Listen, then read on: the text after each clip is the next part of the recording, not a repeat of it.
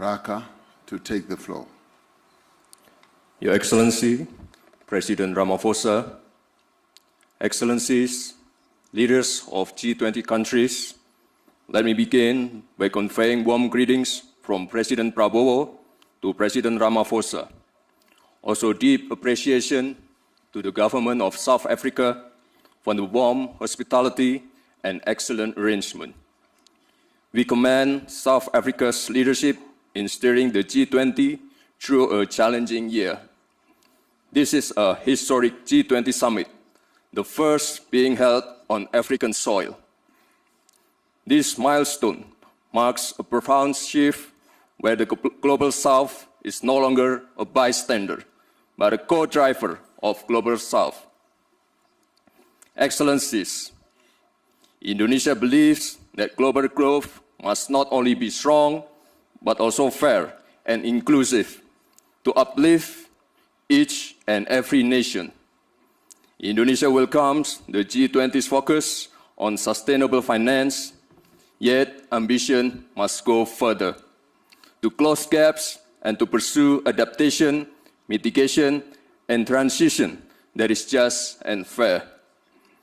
The world needs financing that is more accessible, predictable, and equal, especially for developing nations, through debt relief, innovative financing, blended finance, and green transition mechanism. Indonesia allocates more than half of our national climate budget, around $2.5 billion annually, to support green MSMEs, agricultural insurance, and climate-resilient infrastructure. Indonesia also promotes financial inclusion.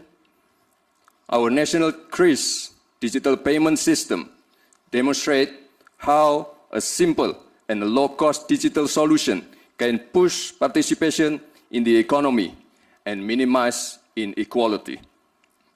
Emerging technologies such as crypto asset, digital tokens, including Bitcoin, may create both opportunities and risks. Therefore, Indonesia proposes that the G20 initiate dialogue on intelligence economy.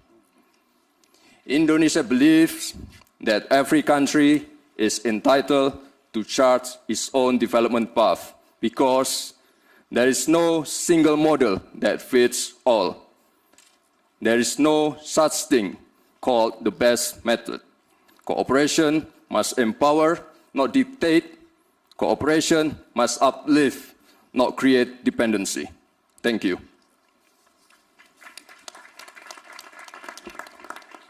Thank you very much, Vice President.